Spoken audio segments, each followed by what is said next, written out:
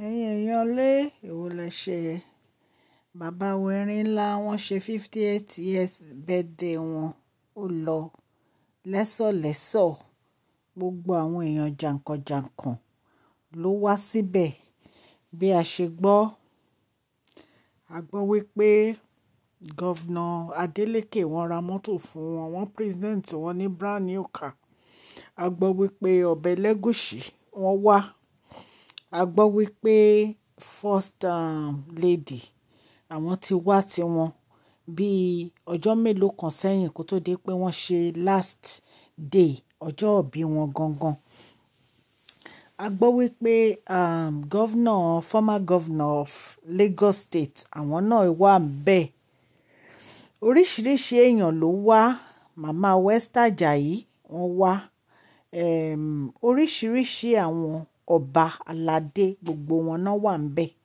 ó yẹ bàbá wa gbogbo àwọn ọmọ wọn the only person tí mi rí ni Princess Adéọlá a gbọ́ wípé Olúborí wá oríṣiríṣi èèyàn ni ó wá láti ṣe ayẹyẹ bàbá wa ṣùgbọ́n gbogbo nǹkan tó ṣẹlẹ̀ ní inú birthday yìí gbogbo ẹ̀ la rí lórí social media Sunny Adé King Sunny Adé àwọn ni wọ́n kọrin adẹ̀rí Princess Adéwámiwá tí wọ́n lọ jó tí àwọn olórí tán ṣùgbùrùbó tí wọ́n bẹ̀rẹ̀ sí ná lówó ẹ̀yin èèyàn lé kí ni gist tá a mú wáyé gist tá a mú wáyé ni pé gbogbo ìgbà tí wọ́n ń ṣe gbogbo ayẹyẹ yìí wọ́n ní orí fóònù ní kábíyèsí wà ó tó ń bẹ̀kún Naomi ṣẹ̀rẹ̀ kí mo sọ fún yín pé lẹ́yìn ìgbà tí wọ́n bá ṣe birthday tán bá wà Erin ńlá wọn máa lọ bẹ̀kún Naomi ni bí a ṣe gbọ́ wọ́n ní bàbá Erin ńlá wà lórí fóònù for 3 hours tí wọ́n bẹ̀kún Naomi pé tí àwọn ò bá fẹ́ àwọn olórí yìí ṣé Queen Naomi á padà wá sínú palace wọ́n dẹ̀ ní Queen Naomi ní rárá àwọn ò ní padà wá nǹkan tá a gbọ́ nìyẹn tí wọ́n ní Queen Naomi sọ fún bàbá Erin ńlá ẹ̀yin èèyàn lé ẹ̀yin náà ẹ wo bí palace yẹn ṣe tóbi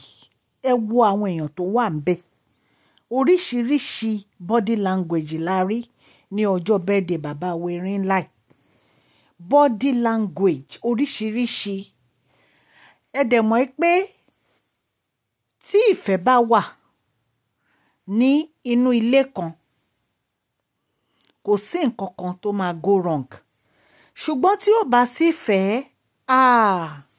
kò ń ṣe nǹkan kékeré o ló máa ṣẹlẹ̀ ìgbà tí àǹtí wa Canada gbọ́ bí kábíyèsí ṣe ń sọ̀rọ̀ wípé àwọn máa gba Tadéníkáwò lọ́wọ́ Queen Naomi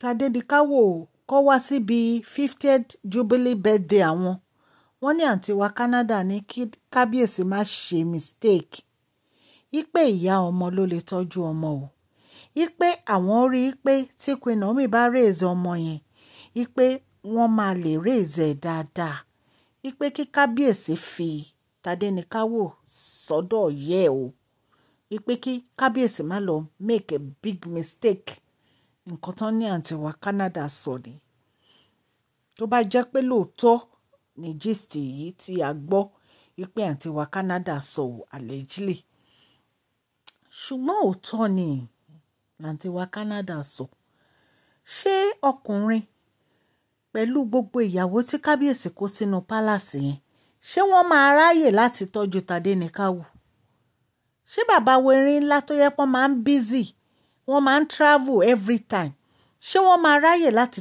tọ́jú Tadéníkáwò bí àdẹ̀ṣe gbọ́ wọ́n ní wọ́n tiẹ̀ ti sign ìwé fún Queen Naomi tẹ́lẹ̀ pé àwọn fi ìtọ́jú Tadéníkáwò lé wọn lọ́wọ́ kó máa tọ́jú Tadéníkáwò ẹ̀yin èèyàn lé ìgbà tí mo gbọ́ ọ̀rọ̀ yìí pé àǹtí Canada sọ mo ní wípé ọ̀tọ̀ mà ní nǹkan tá à ń rò ń pa àǹtí Canada because ọ̀rọ̀ yẹn yà mí lẹ́nu pé wọ́n ronú dáadáa láti sọ ọ̀rọ̀ yẹn ni òótọ́ ni báwo ni èèyàn ṣe máa lóun fẹ́ gba ọmọ ọdún 4 ṣé Tadéníkáwò ti pé 4 gan báyìí ẹ fẹ́ gba ọmọ ọdún 4 lọ́wọ́ màmá ẹ̀ báwo lẹ ṣe fẹ́ ṣe? Ṣùgbọ́n kábíyèsí mọ̀ yìí pé àwọn ò lè gbé ìgbésẹ̀ yẹn nítorí Tádéníkáwò kéré. Kò tiẹ̀ sí ilé ẹjọ́ tó máa gbà fún yín. Ní that age, kò sí ilé ẹjọ́ tó máa gbà fún yín láti gba custody Tádéníkáwò. The only thing tó lè sọ ni pé kí màmá ẹ̀ kó máa mú wá lóòrèkóòrè kó wá máa yọjú sí yín àbí kẹ́ ẹ máa lọ wò, nǹkan tó lè sọ nìyẹn. Nítorí pé palace yín ò save. Oríṣiríṣi nǹkan ló ń ṣẹlẹ̀ ní palace yín. Wọ́n ní àǹtí wa ẹ́, wọ́n ní ṣe ló ń ṣọ́ kábíyèsí kiri o. Wọ́n ní ó ń ṣọ́ wọn kiri every time tó bá ti rí kábíyèsí ń báyàn sọ̀rọ̀ á máa lọ gbétí síbẹ̀. Ó dẹ̀ ṣe lórí social media adẹ̀rí lóòótọ́ ipò ń ṣe. Ẹ̀yin èèyàn lé, báwo ni obìnrin á ṣe máa ṣọ́ odindi ọba? Kó máa ṣọ́ odindi ọba ṣe hàn yẹn, ó dẹ̀ ń ṣe hàn.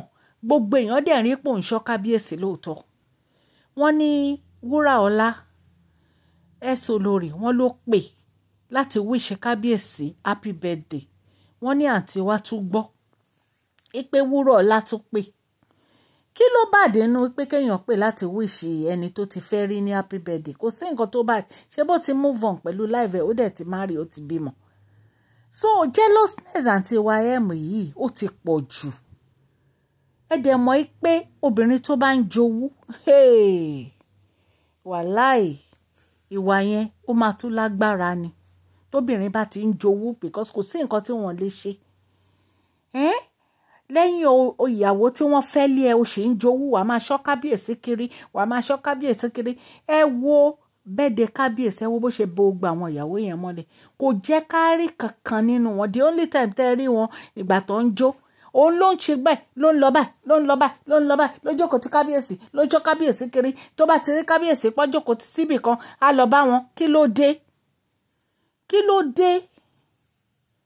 Kí ló dé tó ń jẹ́lọ́ọ̀sì? Kábíyèsí ò gbọdọ̀ bóbìnrin kankan sọ̀rọ̀ mọ́. Bó ṣe jealous Queen Naomi títí nìyẹn. Èmi ò mọ nǹkan tí bàbá wèrè ńlá fẹ́ ṣe sí ọ̀rọ̀ àǹtí YM o. Jealousness àǹtí YM yìí ti pọ̀ jù. It's too much. O ò dẹ̀ mọ̀ pé ó ti dàgbà. Ókè, ńgbà tí kábíyèsí bá fẹ́ gbogbo àwọn virgin àti gbogbo àwọn olórí tán tó fẹ́ wọnú palace, kí ló fẹ́ ṣe? Nígbà tó bá ní bọ́tẹ̀ ṣe ń sọ, wọ́n ti ní kẹ́kẹ́rù yín lọ sí olórí quarters. So ṣé ìgbà yẹn o máa tún jealous náà? Ṣé o máa jealous ńgbà yẹn? Àfi k'Ọlọ́run ń ṣàánú àǹtí YM o. Ẹ̀yin èèyàn lé, kò jẹ́ bó ṣe jẹ́. Bí a ṣe gbọ́, ẹ̀yin náà mọ̀ pé kábíyèsí ṣe birthday, gbogbo nǹkan tá a dẹ̀ rí lórí fídíò àti gbogbo nǹkan tó post òun la wá sọ fún yín. Ọlọ́run Elédùmarè á wà pẹ̀lú bàbá wẹ̀rin ńlá o. Bí mo ṣe sọ, mi ò ní kọ̀ láti máa gbàdúrà fún kábíyèsí, nítorí gbogbo àwọn èèyàn tó súnmọ́ wọn gan sọ pé kábíyèsí ní ìdàdúrà. So a máa keep on láti máa gbàdúrà fún kábíyèsí ni, so that wọ́n á lè rí gbogbo nǹkan tó ń ṣẹlẹ̀ fúnra wọn, wọ́n á dẹ̀ lè gbé ìgbésẹ̀ lórí ẹ̀. Ẹ̀yin èèyàn lé, orúkọ mi ni Máṣọ́lá Yorùbá ni mò ń sọ lórí ìkànnì yìí. Gbogbo ẹ̀yin new subscribers tẹ́ ṣe darapọ̀ mọ́ wa, a dúpẹ́ lọ́wọ́ yín. Ẹ káàbọ̀ sí Máṣọ́lá Gist TV. Ẹ̀yin new subscribers, a máa dúpẹ́ fún gbogbo bẹ́ẹ̀ ṣe ń subscribe, tẹ́ ń like, tẹ́ ń share gbogbo àwọn videos wa. Ọlọ́run á bá mi gbọ́wọ́ yín sókè o. Gbogbo nǹkan tẹ́ ń bá dáwọ́lé, àti new subscribers àti old subscribers, gbogbo ẹ̀ á máa yọrí sí rere o. Ní agbára Ọlọ́run, òkè òkè ní ọlá yín á máa lọ. À ń sọ̀rọ̀ nípa celebrity gist, royal gist, politics àti gbogbo nǹkan tó ń ṣẹlẹ̀ ní agbègbè orílẹ̀-èdè bàbá wa ní ilẹ̀ Nàìjíríà. Tẹ́ bá ti subscribe, ẹ subscribe kẹ́lẹ̀ tẹ notification bell yín, so that a bá ti post any gist ẹ máa rí. Òkè òkè ní ọlá yín á máa lọ, ọlá yín ò ní lọ ìsàlẹ̀ láíláí. Ẹ má gbàgbé kẹ́ fún fídíò yìí ní thumbs up, ó ṣe pàtàkì fún channel wa. Please share this video, like and subscribe. God bless you all. Máṣọ́lá Gist TV, love you all.